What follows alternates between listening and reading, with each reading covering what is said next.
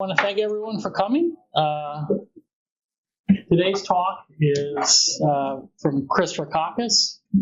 Chris fairly recently got his PhD in applied mathematics from UC Irvine, and he's currently an instructor in the math department at MIT. And the thing that confused me, he also worked at the University of Maryland School of Pharmacy because he's interested in pharmacokinetics. And when I was in Maryland over the summer, I had the hardest time connecting with him, even though I thought he wasn't that far away in Maryland. So I don't believe that second. I have one slide at the end in the pharmacometrics, right?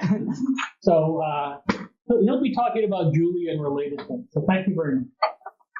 Yeah, thank you very much. So what I want to kind of go through with this is this new paper that we put out on universal differential equations for scientific machine learning.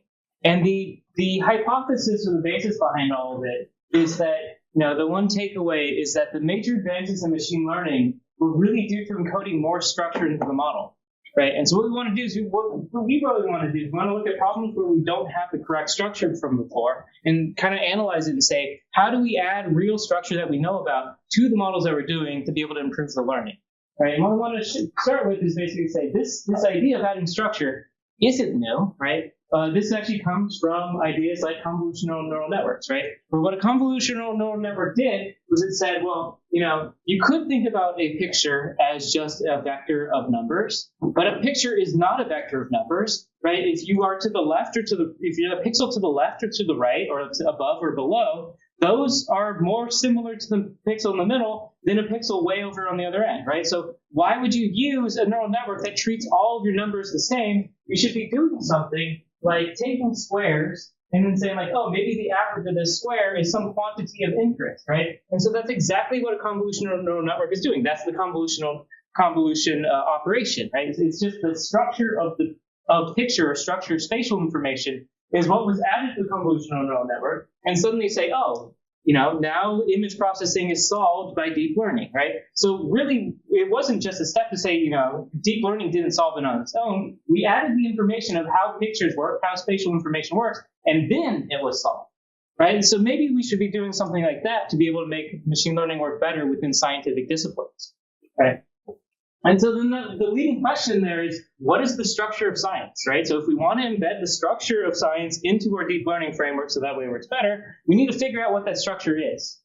And really what it comes down to is differential equations. So if you haven't seen differential equations in a long time, this is a very good introduction because it has emojis, so therefore it's not scary, right? So d rabbit dt equals alpha rabbit minus beta rabbit wolf, d wolf dt. So these are just equations that say the amount of rabbits over time changes like this. The amount of wolves over time changes like this. Now, the interesting thing about these differential equations is that they're highly structural, right? They're highly mechanistic. What we're basically saying is that rabbits have exponential growth. That's what this term means. And then that rabbits die when they get eaten by wolves. This is what this term means, right? In the next term, you say, well, if you have more wolves, then the amount that wolves changes, it must decrease, right? Because you have more wolves who are competing over the same food. And so therefore, this term has a meaning. Also, if you have more rabbits, then you also increase the amount of wolves that you get because you'll have more food. And so it turns out that if you say this is how things interact in nature, you put some parameters in there, what comes out of it is a solution that is cyclic, where you have the number of rabbits goes up and down, number of wolves goes up and down, and they kind of track each other in this way. I never said that they're cyclic, though, right? I just said these are how things interact, and now this is what comes out of it. And so this is the interesting thing that happens with differential equations, right? You just kind of have some mechanisms, and from these mechanisms, you get behavior that comes out that you have to try to analyze and understand.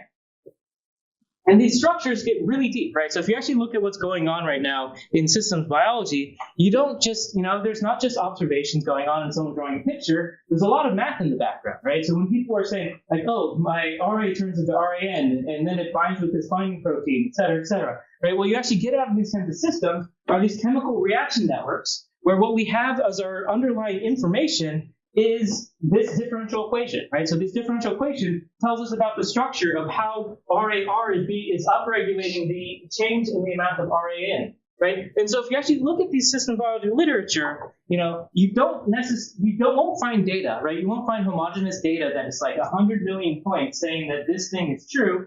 right, what you'll find is 100 different scattered experiments that independently verify each, one little arrow at a time, and then this is the structure that we end up knowing. And so if you want to ask what our data is in a scientific lab, right, our data is actually this model right here, right? This is our aggregate of all of the data that we had before, and this is what we need to train from, right? So what we're doing with scientific machine learning or scientific AI is we're integrating these domain models with machine learning. Right, we're basically saying what we have are these scientific structures in forms of differential equations or simulators, things that we know are mostly correct. And what we need to do is we need to use these mostly correct models to be able to augment the small amount of data that we have, right? Because maybe each data point that we need to grow another mouse. And it might take, we might only have 100 mice. We can't just get 100 million mice just because our neural network needs that as our training data, right? So we need to use all of the past experiments from before, even though we can't see their data set, we just know the structure of what the results were like. We need to use that information in our machine learning somehow. And so what we're really trying to do then is we're trying to understand what is the difference between what is going on in the scientific structures and the current structures of machine learning, and how do we pair these two together? And really the core behind the difference is this mechanistic modeling versus non-mechanistic modeling, right? Both of them are trying to find a mathematical model, but a mathematical model is just a function, right? So if I had the number of rabbits today, I put it into the model, it's just a function or a program, which spits out the number of rabbits tomorrow, right? But there are two different ways we can really do this, right? So the scientific way is the differential equation, where you describe a few mechanisms or structures, and then you get this aggregate behavior if your mechanisms and structures are correct, right? So you're basically just saying like, oh, there's something like, there's a term in there which says that the rate at which the amount of rabbits is changing is proportional to the current amount of rabbits, and that just gives you exponential growth. And so what you have to do is you do a small scientific experiment that says, if I change the amount of rabbits, how does the growth of rabbits change? And then you can verify these terms individually, right? So science naturally gives you these differential equations because you're doing these small little perturbation experiments, which tell you how things are changing, how the changes are interrelated, right? So you naturally kind of have these things, but machine learning is doing something completely different, right? Because it's saying, here I'm going to specify model as a learnable black box, like neural network. And what I'm going to do is I'm going to learn what function goes there by just giving it a bunch of input-output data sets, right? So I'm going to say the number of rabbits today is this, the number of rabbits tomorrow is that, and I'm going to keep on giving it training data pairs, and I'm going to find, I'm going to change the parameters of my neural network so that way this model actually does this input-to-output behavior correctly. And so your question might be, well, which of these two is better, right? So, if the undergraduate student wants to learn what is the only math I need to learn? What's the one math class I need to learn, right? Is it this one or is it this one, right? And the answer is, if you look at it like this, the answer is clear that it's neither, right? They both have pros and cons, right? So the mechanistic models are great because they understand structure, right? We put in there things that we know about nature, things that we know about, the scientific laws are what form these differential equations. And they can extrapolate far beyond the data because, if you have the right mechanisms, then you say, well, what happens when I go to these new parameters? You can make very accurate guesses. Like Newtonian physics is one of the great examples of that, where you say, well, even though it isn't completely correct when you go to the galactic scale, we got pretty dang close just by understanding this inverse square law. And it's interpretable, right? Because if you look at it in those parameters, the parameters in the Lotka-Volterra equation are things like, what is the growth rate of rabbits? And you say, well, what if I give rabbits, what if I make rabbits more horny? And then you just say, well, that's the same thing as increasing alpha in this equation, right? So your parameters all have meaning, and you can understand, you can simulate what will happen in different scenarios by changing around your parameters because they're all interpretable, right? So mechanistic models are great, but they are very limiting because the first thing that you need for a mechanistic model is you need to know the mechanism.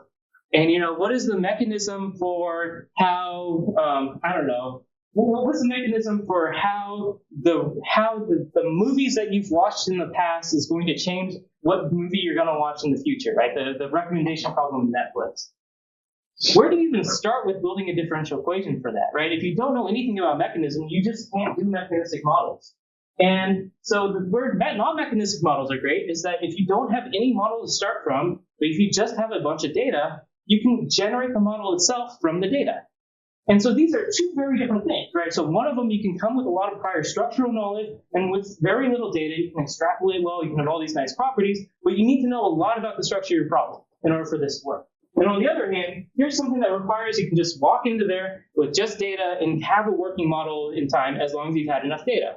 So neither of them are better, they just do different things. And so maybe what we need to be doing is, instead of trying to say, well, maybe, should people be taking the science differential equation course, or should they be doing machine learning? Well, maybe what needs to happen is we need to start doing them both in tandem, so that way we can use the pros of both of them while mitigating each of their cons, right? And so let's start to mix the scientific structure with machine learning. And so, that's clear from this point that we should do that, but how exactly do we do it, right? And so what we're really going to take from machine learning is the universal approximation theorem. So the universal approximation theorem is really just this idea that a neural network can get epsilon close to any arbitrary function, right? So when I say, there is model that is this transformation from input to output, the universal approximation theorem essentially says that if what is generating your process in the background, if it really is something that is nice enough, then a large enough neural network will have enough parameters such that it can be that function, right? So you can find parameters of your neural network such that it can basically match any possible function. And so the one way to look at what machine learning has given us is not something that matches data, but it's something that can basically parameterize functions that you don't know about, right? It's essentially a fancy Taylor series that is good for computing, right? It's terrible for analysis. It's really hard to analyze. But essentially, it's a function approximator thing where you put the right parameters in there, and now it's that function that you didn't know, right? And so what are some ways to be able to describe it? Well, neural networks are just a form of nonlinear function approximation, right? There's a lot of other function approximators you can use. You could, for example, use a polynomial. Polynomials have some good properties. Like, what is A3? Well, you know what A3 is because, Taylor's theorem tells you it's the second derivative, et cetera, right? So polynomials are one function approximator you can choose. Or you can if you know something about your function, you can choose a very specific nonlinear form and be able to fit it well. But if you have absolutely no idea what your function is, it turns out that a neural network, which is this thing where you do a matrix multiply, you add a vector, you do something nonlinear to it, matrix multiply a vector, you do this a few times, right? The number of times you do it, it just gets deeper and deeper. You do that a few times, and it's able to approximate any possible function that is on the other side here. So if you want to approximate e to the x, well, you can do that by this kind of structure where you choose the right weights, and now you put x in, what comes out will match out e to the x. You can do that to any possible function, and that's why a neural network is useful. So mathematicians in the room, yes, you can use Fourier series, Chebyshev series, all these other things. And so why were neural networks the one that got popular, right? That's a good question, because literally they're all just different ways to do function approximation. And really what happens is that neural networks are universal approximators, so they can approximate any function, but they're universal approximators that work well in high dimensions. So if you have a very high dimensional problem, they overcome the curse of dimensionality. That's what they say. So it just means that the amount of computation and the amount of parameters that you need to be able to make a neural network work in high dimensions grows polynomially instead of exponentially. A lot of the other things that we look at, for example, like Chebyshev series, one of the ways to be able to say, hey, I want to make a multi-dimensional Chebyshev series, you can take tensor products of spaces. And it turns out that if you have a term that doesn't fit perfectly on your basis, you can need exponentially numbered terms in high dimensional spaces to be able to actually approximate that function. Turns out neural networks don't have these isotropy issues, all these classical issues in numerical analysis. And you can then say, if I have a 100-dimensional function, one of the best ways to be able to parameterize it is through this neural network, right? So it really just is a way to be able to turn a function that you don't know about into a problem of finding a finite list of parameters that then gives you what the missing function is. And that's the property from machine learning that we're going to use, right? It's the non-mechanistic property, this property of being able to hold on to something that we didn't know that is a function in a way that is easy to compute and easy to optimize. That's what we're going to grab from machine learning to add to these scientific structures. And now the difficulty with neural networks is that neural networks can do everything, right? So they can learn from scratch from any data set. And so the pro of a neural network is that if you have a very high dimensional problem, it can learn to be, no matter what function was there, it can learn to be it. And so the con of a neural network is that it can literally do everything, and so therefore it doesn't do anything particularly well, right? So, I mean, you can train it to be a linear function in high-dimensional space if you give it enough data points, but try it yourself. Like, generate data to be on a line, and find out how long it takes to be able to actually train that neural network to be able to be a perfect line, in 1,000 dimensions. It's really terrible at being a line, and being a line is pretty easy, right? But that doesn't mean a neural network's good or bad. It just means that neural networks are the most flexible object that you could probably think of, right? In some mathematical sense, they are the most flexible object, and so therefore they will require a lot of training data to flex it into the right spot, right? That's just, in some intuitive sense, that makes sense, right? So this is why machine learning requires big data and lots of compute time, because we chose an object that can literally do everything, and we said, well, let's just keep on punching at it enough until it does the one thing that we want. And so this is where we go, well, maybe the right way to go with neural networks then is to add some structure to it, right? If we force some structure to it, so that way it can only do things that are physical or only do things that are biologically realizable, then it might have a much better shot at learning something that is realistic. And so the structure of differential equations, or the structure of science, right, what we want to impose on it is differential equations.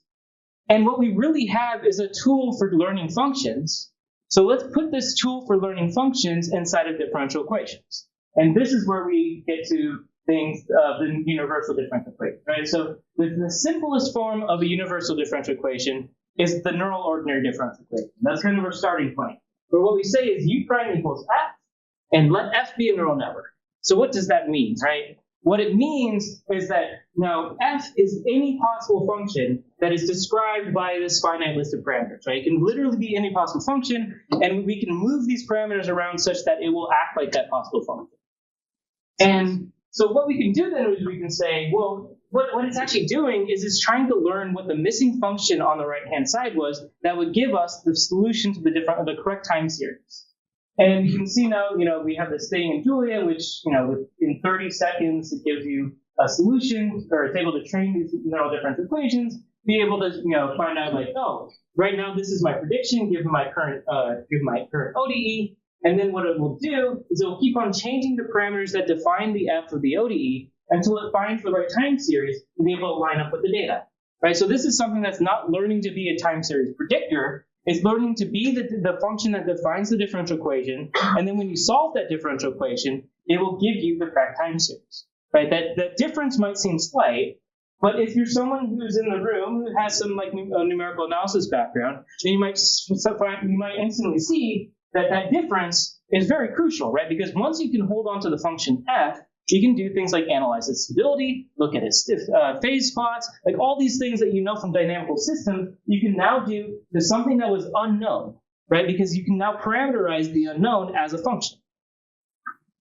And so where we then go with universal differential equations is you say, we have a tool to find missing functions. So what happens if you know part of the system, but you don't know the other part, right? So let's say the truth was this Lotka-Volterra equation that we looked at before. And now let's say all that you know about your system is that the number of rabbits grows exponentially, and the number of wolves, since they have to compete with each other, they're going to die off exponentially, right? So you can say the model that I know is x prime equals alpha x, and y prime equals minus delta y, right? That's what I know. But I know that if I only have those equations, I'm completely wrong, right? Because the number of rabbits doesn't go to infinity, and so I'm missing something. And so what I say is I put a universal approximator here. It can be anything. It could be a neural network. It could be a random forest. It could be anything that is able to approximate any possible function. And my question is, can I learn what function I'm missing here just by training neural networks against data? And so what we did was we generated some data from the ground truth. We trained a neural network so that way the U1 and the U2 actually learn to be the missing part of the function. And if you plot it, you can actually easily see that, hey, what this neural network learns to be is it learns to be that missing quadratic function. And there's two different things that you can do on that. First of all, you can then do a sparse regression. And so we actually have this last part as a new package where since it's a very simple function, you can do a sparse regression, ask it what function of this basis is it closest to, and then it'll actually spit out that this is actually a quadratic function. Right, so you can actually build a package that now says, oh, that neural network is best approximated by this stick of LaTeX, and it'll give you out that LaTeX. Right, because it's not a very difficult neural network, it's just approximating a quadratic. And the other thing is you can say, well, let's only train it on data from 0 to 3. You train it on that data set, and then you solve the differential equation for the future. And then what you get is you get this line, and the true data points in the future are these square points. And you see that's able to extrapolate beyond the training data set. But why is it able to do that? Well, because it learned a very simple function. The only thing missing here was a quadratic, right? And so this is something that you know. The other thing to really point out here is that this has turned the problem into something that is very simple. To be able to learn to be the solution to the Lotka-Volterra equations would be something that's very difficult, right? To actually try to predict the time series itself is very difficult because the integral of that ODE is something that's not even representable in terms of elementary functions. There are not functions that you can write down to do this. But instead, we've turned this into a problem of, I know some of the model. The only thing that's missing is a quadratic function. And you just stick a neural network on there and say, can you learn to be a quadratic function for 30 data points? And it goes, 30 data points? I don't even need 30 to be a quadratic function. You could have did that with 3, right? So, yeah. What about like multiplicity of possible tests, right? Yeah. Well, so you do have to make sure that, you don't have, you can have weird compensations going on, for example. You can be, like, so, yeah, there's could be other U1 and U2s that match the initial. Yeah, there could be other U1s and U2s in certain circumstances. We don't know what exactly the circumstances are. That'd be a great thing to look at for numerical analysis. It turns out in this problem, if you start from pretty much any random parameterization, we've done this many times now, it always gives you something that is learning exactly the functions that we're missing. In what cases will that be true, or what cases will it not be true? Well, I already know that, if you have a U1 here and you also have another neural network, you won't necessarily have one of those be 0 and the other one be correct, right? And so you don't necessarily know at this point what are the properties that are required to say you will get the correct system out. But we do know that, in some cases you will get the correct system out. Yeah. You motivated by saying, learning to be a straight line seems really, really difficult, but it's really hard because functions can do anything. Neural networks can do anything. Yeah. And then here you motivated, all you have to learn is a quadratic. All you need is 3 points. So there seems to be a slight inconsistency there. What's the difference between your previous analogy and then here? Well, so here is only learning to be a quadratic in a very constrained region, because if you actually look at the phase space plot, it's just going around in circles, right? So you're basically saying like, oh, most of phase space is actually covered even just by the training data. But the other thing that's going on is that this ends up being a very low dimensional problem, right? So you basically said that, the problem of learning to be able to predict every single point in the time series is really the problem of, you take the initial condition of 2 points in and you spit out 100 points, right? This is really just a neural network of 2 things go in, 2 things go out. So we just made it a very, very simple version of it, right? And then that's really the key of what's going to be happening repeatedly here, right? I'm just basically going to say neural networks can do anything that really big. It's kind of hard if they do that. But if you really make them do the simplest thing possible, they're able to do the simple thing really well, right? And so using them as simple missing functions ends up being a way to be able to make them work on small data. The moment you try to make them do more, you're going to need more data, right? Actually, in this example, if you don't add the fact that you already know these two parts of difference equation, then it won't extrapolate with the correct period. It'll get the periodicity wrong. So it really is, we've added in just the right amount of information so that way it's able to do this correctly, right? So this really just shows that, and I kind of think that the way to boil this down is that there's a finite amount of information that you need to have in order to predict properly, right? And you either, information can come from data or it can come from pre-known structure, prior structure that you know. You need to add up to the same amount of knowledge. It doesn't matter how you get there. You just need to get there somehow, right? And the harder the problem is, the bigger that knowledge bar has to be. The more data or the more structure needs to be. So the next thing that we looked at was this relationship to partial differential equations. So it turns out that convolutional neural networks and partial differential equations are actually very, very related. So if you look at the left here, this is the canonical convolutional operation. And what you do is you have a sliding window. So this one is 1, 0, 1, 0, 1, 0, 1, 0, 1. And what you do is you say, I'm going to, at this point, add this number plus this number plus this number plus this number plus this number, and I get the one over here, right? And so you slide that window around, and that's how you go from this image to this convolved feature, right? That's what a convolution operation is. Now, if you actually look at the mathematics of a partial differential equation discretization, so someone will write down that the finite difference method on the Gaussian looks like this. Well, you can actually say that, this is, if you have the middle be xy, this is 1 from the left plus 1 from the right, plus 1 from above, plus 1 from below, minus 4 in the middle, right? So in some, well, with delta x equal delta y, that's simplification. So basically, this thing right here is actually a convolution with respect to this stencil. So you just change the stencil weights, and now this discretization is the same thing. Where does this thing come from? Well, this is the discretization of the second derivative. And so if you ever saw a PDE like this, then you would expect that locally the way that it would act is like this convolutional neural network. And so if you actually train a neural network in the context of a scientific operation, you can actually look at that neural network and say, oh, the only thing that this thing could be describing is diffusion. And so we went and did that, and we said, we had some spatial temporal data that comes from the ground truth that we know, this Fisher-KPP equations. And then we said, well, what if we say our universal differential equation is we update vectors over time, right? So we define this PDE by there's a neural network part of it and a convolutional neural network part of it, right? And if we do that and we train that, then we also added one physical piece of information, right? So what do you know needs to be true about a partial differential equation that doesn't need to be true about any possible convolutional neural network? Well, it turns out that you're always going to have that these stencil coefficients are adding to 0, right? Because that's the conservativity of these PD operators, right? So we say, well, we add to our loss function that after this training process, we have to have a conservative PD operator. So that's actually something that's required in order for this to work. We added this physical information in, and you see that very quickly it learns that it needs to have a summation condition that the weight from the left plus the weight from the right plus the weight in the middle all had to equal 0. The other thing that it learned very quickly was that the weight from the left divided by the weight from the right had to be equal. And so that basically says that, well, the convolution operation is something where it's, x, y, x minus 2x, x. And so the only thing that can give you that kind of behavior, if you're to look at it as a physical system, would have been a diffusion operator. And so you can directly look at the trained convolutional neural network here, and what it learns to be is a trained diffusion operator. And then what the reaction term learns to be is it learns to be a quadratic.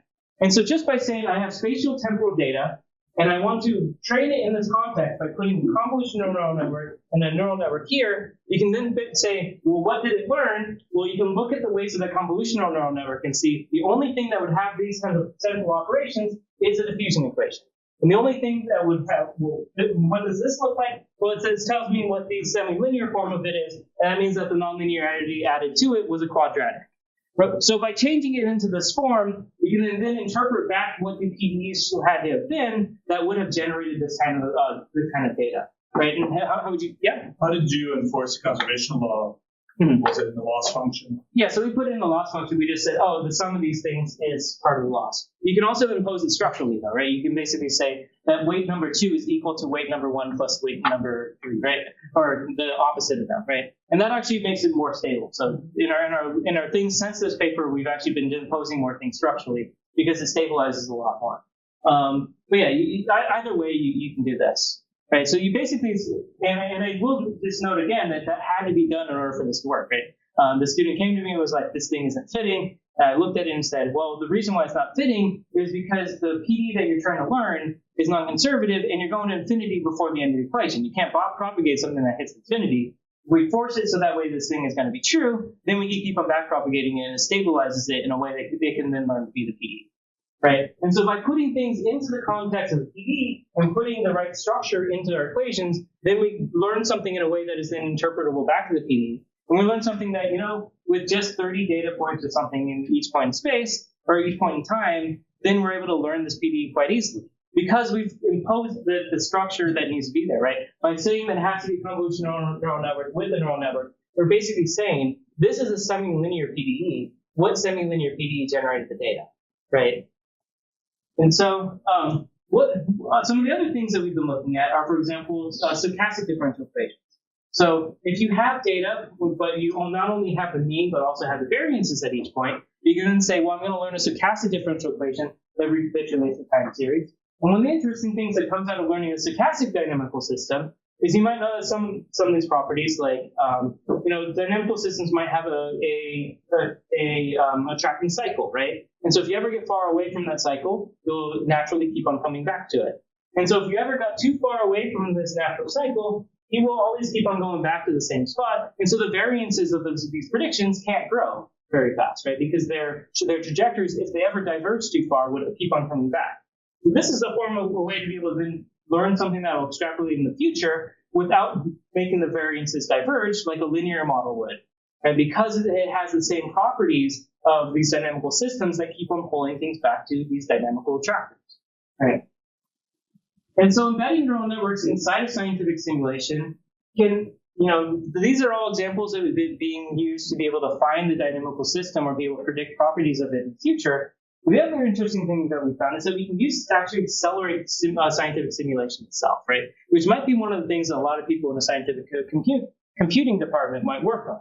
Right? So one of these examples is universal partial differential equations for accelerating climate parameterizations. So what's going on here? Well, inside of these climate models, right? A lot of what goes on is they're trying to simulate these Lotka-Volterra equations. Right? It's a form of Navier-Stokes. But if you're actually trying to do this at a global scale in every single voxel, you would just never have a climate simulation that finishes. Right? So what they do is they say, well, if I take the average along x and y, then I can get an equation in just z, which is a diffusion advection equation.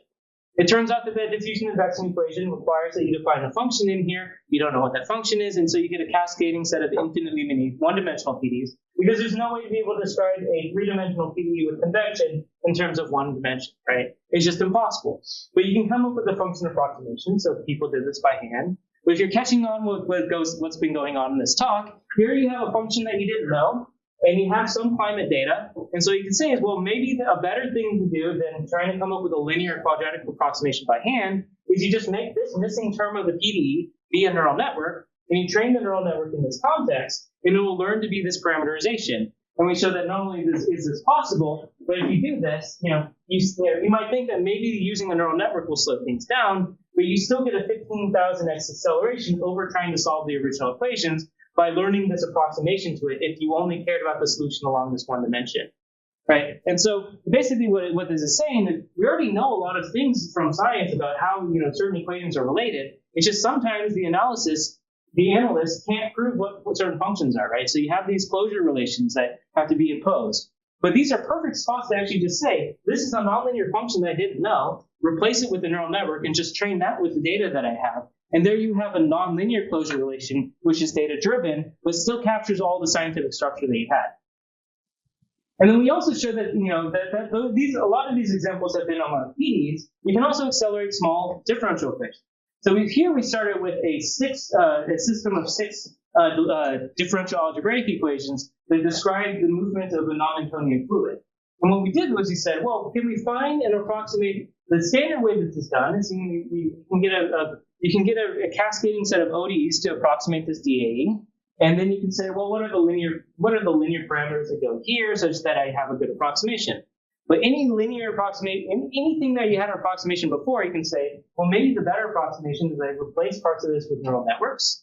And so what we find is we found two ODEs that approximates a system of six DAEs and gives you pretty much the same solution, except it's able to solve the equations about 2 times faster. Right? And since it's still in a form that has all the physics in there, we can still change the physical parameters and see what happens to the fluid in different situations, because we still are evolving the dynamics. We're just evolving a nonlinear closure form of these same dynamics. Right? And so big systems, small systems, all these kinds of things can be accelerated by using differential equations embedded within the solutions. And so one of the other things that we found is that you can wrap neural networks around physical simulators themselves. So here's a fun example, right? So I love the Lotka-Volterra equations, if you couldn't tell. So going back to them again. So there's 4 parameters in here, right? Alpha, beta, delta, gamma. And given 2 of these parameters, could you tell me the other 2 parameters such that the solution always will stay between 0 and 6? In some sense, that's a bifurcation problem, right? It's a really weird bifurcation problem, and be really hard to analytically find where you need to go. But what we can do is we can say, well, if we have 4 parameters, we can train a neural network. We can solve the differential equation and say yes or no whether this happened, right? And so what we could do is we could build a neural network that takes in 2 parameters and spits out the other 2 parameters such that it probably would be between 0 and 6. And then our loss function here is really, did it actually do the right thing, right? Did it give me two parameters such that this set of 4 parameters will be below the line that we wanted? And if you train this neural network, well, you can get this thing to work well. Why do you think that you can get this to work well? Well, because we have infinite data, right? Because our data set is generated by using 2 parameters and 2 parameters. That's 4 parameters, go into the ODEs, get a new solution. So if we're ever wrong, we just train the neural network on the points that were wrong. We just keep on adding to our data set to do well. And so actually, when we start out, we go, we got something incorrect. And we just keep on adding to our data set until we tend to get 100% efficiency or 100% accuracy, right? But what is this actually doing? This is pre-training something to be a control solution to original simulator, right? Where you can basically just say, there's some property that I wanted true out of my simulator. What parameters do I use on the simulator? And this neural network can now be able to give you the parameters that will cause that to be true without running a simulator, right? Because it's just, as long as you've done enough pre-training, right, there's still compute time that needs to be done. So you need to do a lot of pre-compute to be able to train this neural network. But once it's trained, you no longer need to run your simulator to be able to solve this problem, right? If someone wants to know the other 2 parameters that they need to change in order to cause the ecological system to be in this spot, well, here's a neural network that will instantly give you a response. Let's say you've now had a very big simulation for how your drone works, right? So you had all these Navier-Stokes equations and everything worked out. That simulator, for very high fidelity, can probably take 15 hours to run. So you can't have that be running on your drone to tell it, hey, you had a small gust of wind, how should you control the solution? But what you can do is you can do the same thing where you say, well, what I want out of my simulation is this thing. And so therefore, tell me what parameters I need to change for the rotary such that I go in this direction.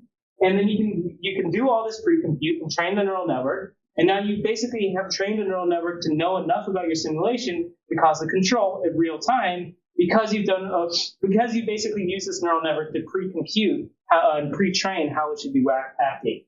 And so we've shown, for example, in these Gierer-Meinhardt equations, so it's a large partial differential equation, one of these Turing pattern systems where if you give it a set of parameters, it might form spots or it might not. And so we've shown that, you can give it so you can train a neural network that takes in 3 parameters, spits out the other 3 parameters such that it will form spots. And this thing that does this prediction runs in, microseconds. And it's because it's just doing the forward pass of the neural network. How long did it take to train this thing? Well, we had to solve the partial differential equation, thousands and thousands of times. But once you've done that once, now we've turned a problem that it would be really hard to actually work on in real time. We've taken a simulator that doesn't work in real time and now built a real-time control out of that simulator by wrapping this neural network around it. Right? So we're using now a neural network in a very different context, but using its functional approximator abilities to be able to basically change when we're doing compute, so that now we're able to do something in real time where the simulator was too slow to do before. And so scientific machine learning really requires efficient solutions to these universal differential equations. Right? Because basically everything I'm saying here is, you just train the differential equation here, or you train the neural network. You train a convolutional neural network that's just embedded inside of a PD, right? No big deal, right?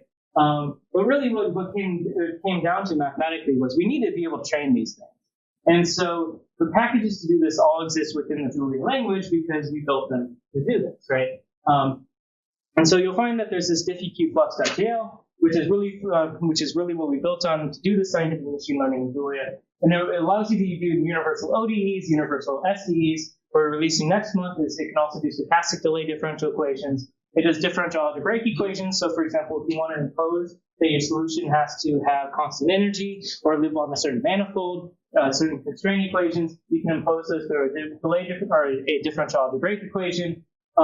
It also does a delayed differential equation, so you can use delayed information inside of the differential equation. It handles stiffness, which is actually a very, very difficult topic to do in this. It handles hybrid equations for if you have events, like, for example, when the ball hits the ground, you should have a discontinuous change in your velocity to go from downwards to upwards. Right? These kind of discontinuities have to be handled. And then all these have adjoints for being able to train neural networks embedded within the differential equations. So you basically can take any kind of these physical simulations, these climate models or, these ecological models, you stick neural networks in them and you train them in the given context. And for people in the room, since this is scientific computing, someone's always going to be like, can you do this really crazy algorithm that's required for my problem? The answer is pretty much yes. So here's an example that is neural ODE with batching on the GPU without extra data transfers, with high-order adaptive implicit ODE solvers for stiff equations using a matrix-free Newton-Krylov with preconditioned PMRes and checkpoint and adjoint. So like all the different buzzwords that you hear that are required for these gigantic partial differential equations, yes, they're all in there because that's what we use to be able to make these examples, right? But I think the more interesting thing than, there's this package out there, go use it if you want, or just go poo-poo on it if you don't want to, right? I think the more interesting thing is how do we build this thing in a time frame that is actually reasonable, right? Because if you want to implement each of these pieces, takes a year.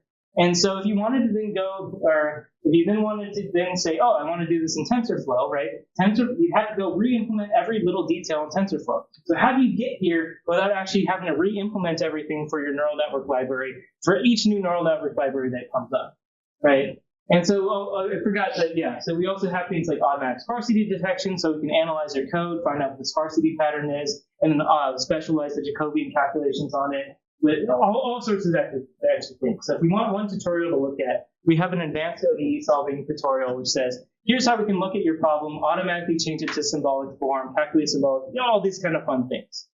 So how did this thing get made, right? And really the way that we made this tool was to not try to write code to do it, because that would be way too hard, right? We wrote code that wrote code to do it.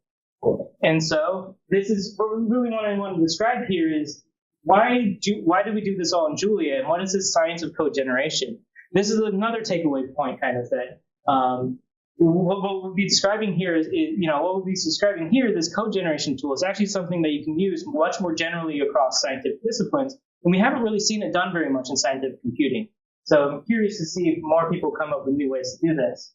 So what is the Julia programming language? So most people know it as the fast version of Python MATLAB. And that's one reason why people adopt it, but that's not the reason why we're using it here. That's not the interesting part. So the interesting thing is that Julia works in a way such that every single function is a generic algorithm. And then when it sees new types, it will JIT compile based off of the types that it sees. And that is something that we can hijack to be able to do new mathematics on. What do I mean by that? Well, let's start with DifferentialEquations.jl. So it's a gigantic differential equation solver library with GPU compatibility, IMEX methods, adaptive methods for high-order stochastic differential equations, all sorts of random things that you won't find other places. So we had this library to start with. We said we want to do neural networks inside of it. So instead of rewriting it, how do we do code generation on this? I guess I moved some slides around. So another thing is that this differential equation solver library can not only does it handle a whole bunch of things like PDEs and Gillespie simulation, but also if your model is something like I have a protein X, which I model with an array the amount of protein with X, and then I have cells split apart, so I change the number of differential equations. You can do in 30 lines of code differential equations which are changing the size. And here on the y-axis, this is the size of the differential equation. So you can have all these crazy models where you don't have anything crossing, you're changing the size of your equations. This thing is able to do a whole lot of things. We can't rewrite this in TensorFlow. How do we make a neural network work in here? How can we make it so that we can say, this part of my program should be a learnable function, stick a neural network there and learn it, right? Because that's essentially what we did to make universal differential equations work. So the notion of backpropagation or training used in a more general fashion does not imply differentiability within your system. Yeah, it doesn't imply differentiability. Yeah, because you can have discontinuities in your solution, but we could discuss more about exactly what's going on in that case. But yeah, so what we really want to do is we want to use code generation to build a backpropagation through any possible program, not just things that are neural networks. So what does that look like?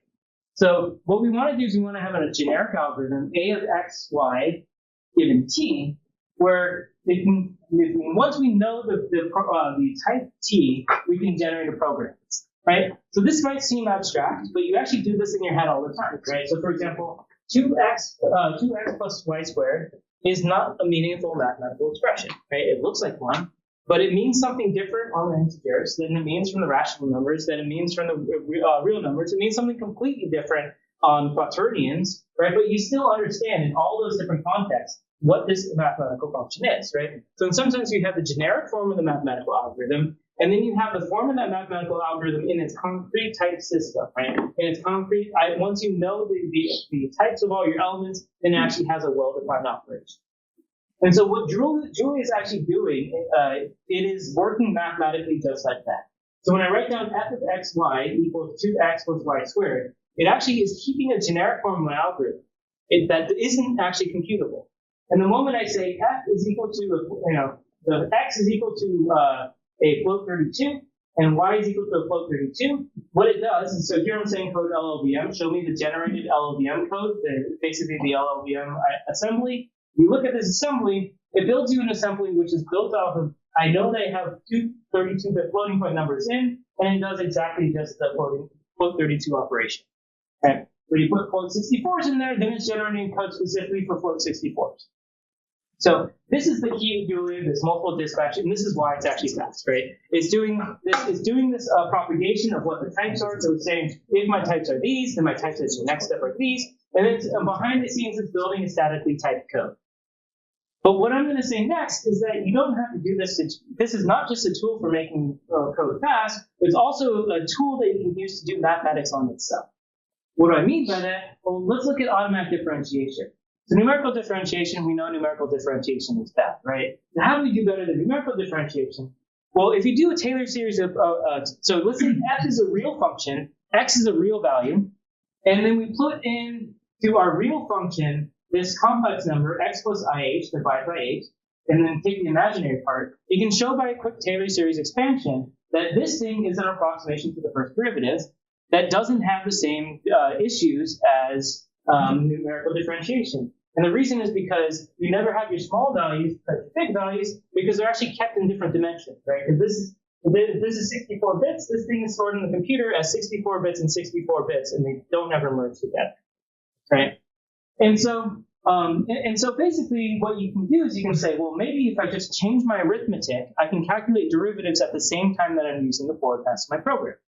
And so you can develop this thing called a dual number where x equals a plus b epsilon, where epsilon squared equals 0. So this is a form of infinitesimals known as smooth infinitesimal arithmetic. You can actually make this analytically correct. I can discuss it in more detail. So you define this thing and you say, well, here's how I want a dual number to work. Essentially, this right here is the chain rule. So if you allow these two rules to be correct, what happens with your arithmetic system?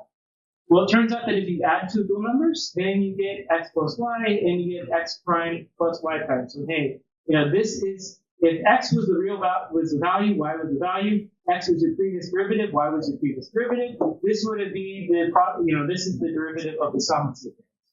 And what do you get when you take the product? Well, you get the product out and you get the product rule for the derivative.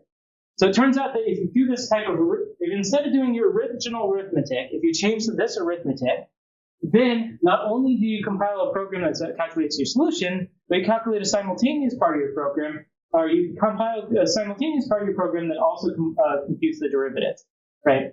And this is this idea of differentiable programming where now if anything that was doing your original arithmetic, if you just allow yourself to recompile your arithmetic to do this thing instead, now you're suddenly now you suddenly have built a program that does the same thing as your original program that simultaneously calculates the derivative of the output.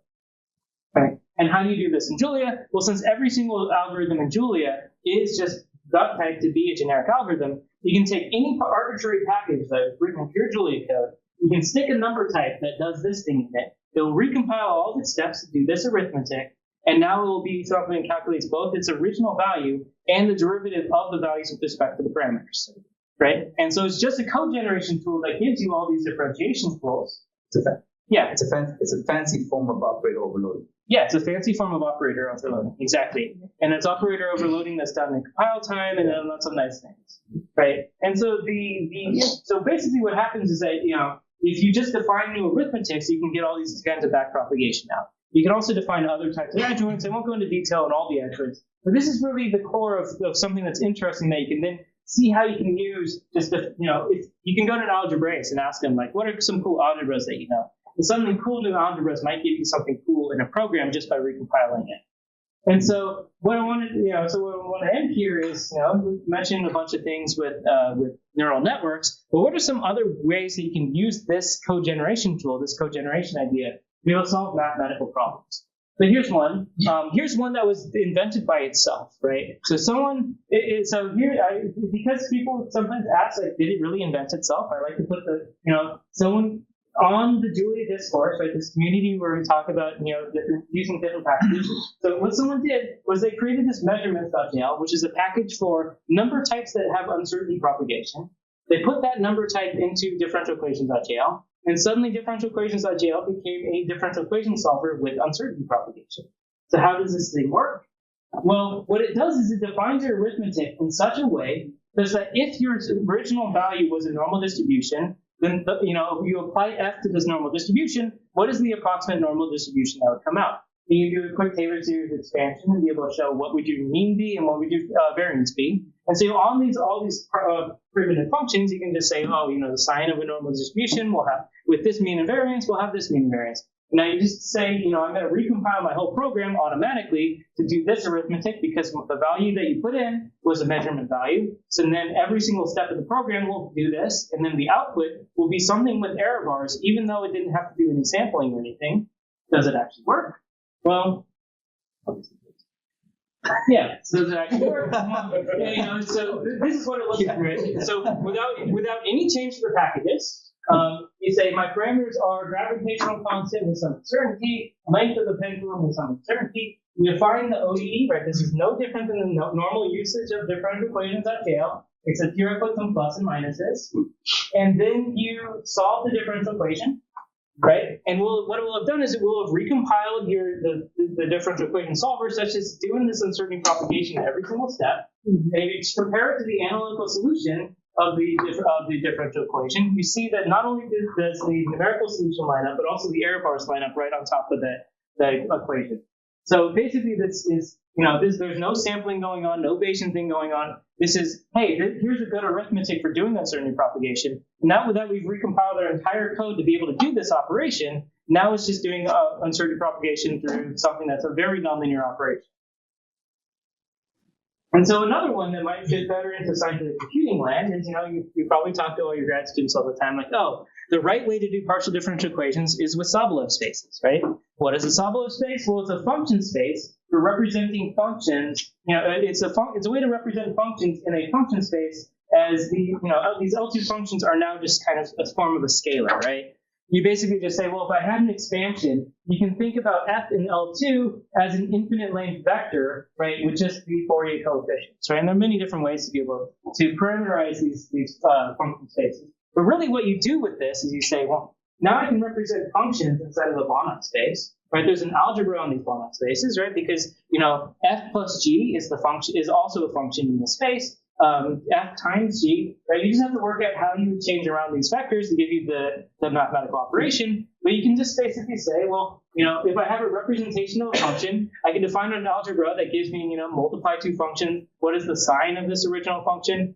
And once you've worked out that algebra, now you have a scalar that represents a function. And so, if you remember your semi-group theory, well, semi-group theory says that ODEs defined by Banach spaces, which are given by functions, this is another way, an ODE of functions as your scalars is another way to represent a PDE.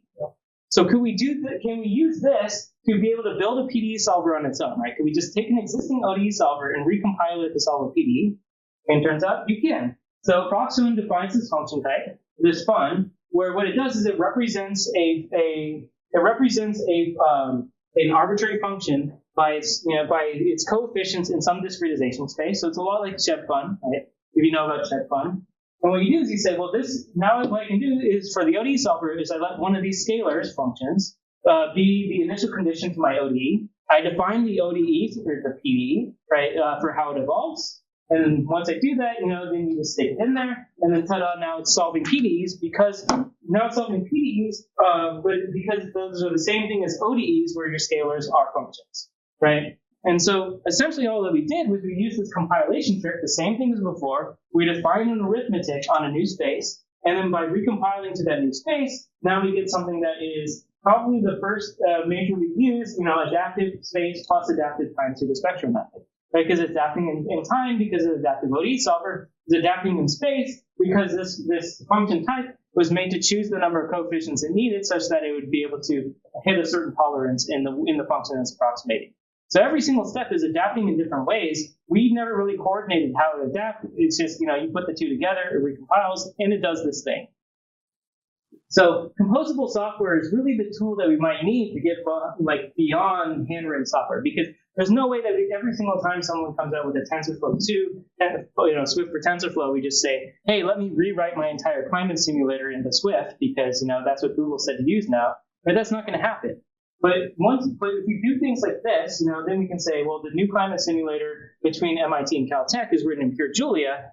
They've written this climate simulator already now. And so using these techniques, we can differentiate through it. That means we can put neural networks in there, and that means we can do the scientific machine learning within the context of a full climate model. Now we have a way to be able to get, using the full scientific structure in a way that is actually practically realizable. Right, so in some sense, you could, take every single Fortran solver method that's ever been written and rewrite it to TensorFlow, maybe. But using composable software checks and code generation, like is afforded in the Julia programming language, can really bridge that gap really fast. And this is how we've really done differentiable programming and made all these techniques work. And so where we're really at now, and this is this one slide that is on my pharmacometrics connection, is we actually have a startup that started out of the University of Maryland, which is using these scientific machine learning techniques to automatically utilize this healthcare data to be able to train a DSS. So this is a decision support system of essentially how should you be dosing patients differently when these kind of drugs are very dose dependent. So with some of the things that we're looking at are, for example, neonatal withdrawal syndromes. For example, if a mother has a opioid addiction, and then when the infant is born, the infant will also be born with an opioid addiction. And so you have to wean the infant off of opioids, but if you overdose them, then you will kill the infant. So this is actually a very major thing that's going on, especially in places like Baltimore.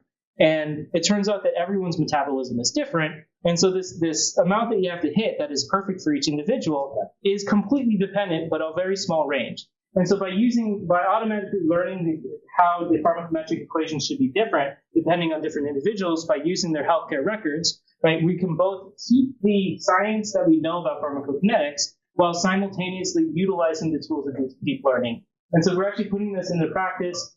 Big pharmaceuticals are now adopting this. This is a whole crazy exercise with the research, but this is showing that scientific machine learning is really it's at the spot now where it's making bridges into industry and trying to solve some real problems.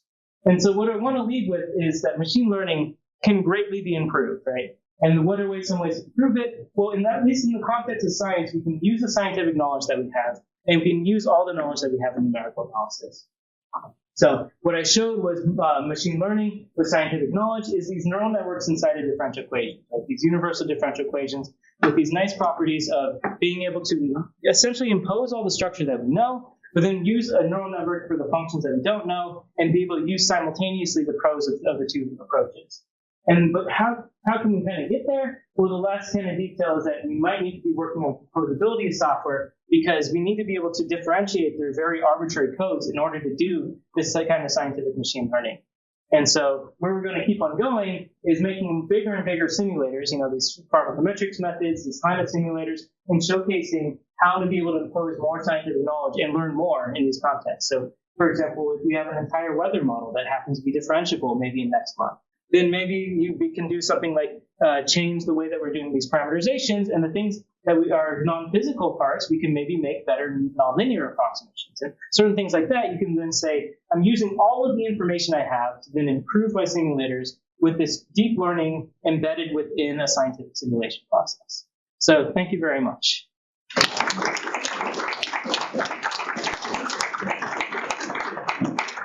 you have any questions?